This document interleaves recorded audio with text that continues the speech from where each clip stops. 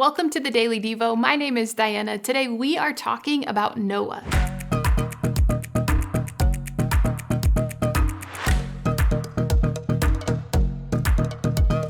You might have heard of the story in the Bible about the animals and the ark, about the flood and the rainbow of promise, the 2x2 story. Well, this is a story about a man named Noah, and Noah's story is found in Genesis chapter 5 through 9. Well, Noah, he is a person who did what God asked, even when no one else did. That is difficult, isn't it?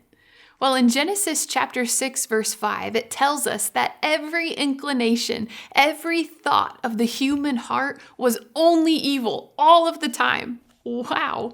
That means that people had drifted so far from God and so far from God's ways that they only craved the opposite of his way. What darkness and chaos must have been swirling.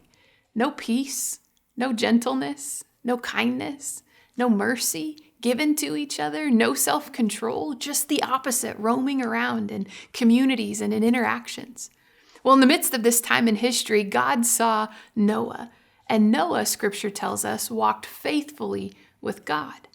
So God commanded Noah to build an ark to escape the flood that was coming, God's judgment in the form of a flood. And Noah chose to obey God.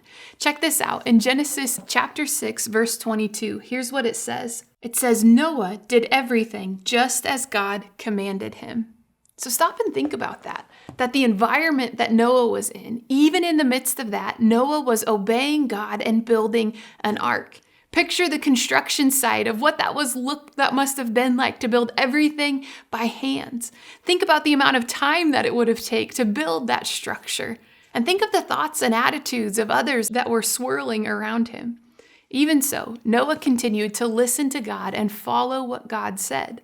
Well, the flood, it eventually comes, and Noah and his family head into the ark with the animals as God had instructed. And for 40 days and 40 nights, the flood raged. And at the end, God called Noah and his family out onto land. And he sent them out and he said, "Go be fruitful and multiply, fill the earth, and remember who I am." Today, let's think about the beginning of Noah's story. He chose to obey God, even when no one else around him did. He chose to look to God and follow him, even when everyone else did not. So is there an area in your life where God might be inviting you to follow him, even though your friends, your colleagues, your company, your family are not following him? Might it be in the way that you tell stories and talk about other people? God is saying, follow my way, not your community's way. Might it be in the way that you spend your time or your resources, or maybe something else? You see, God sent his son Jesus to the earth to make a way for a heart condition. Because of the life and death and resurrection of Jesus, we can confess those desires of our heart and find forgiveness and restoration and restored purpose in Jesus. Might we ask God for the help to follow him and his way, especially in those areas where others are not? Spend a few moments talking with God about that. I'm sure he has something to say about how we follow him in our habits, our routines, and our choices. Might we be like Noah with God's help?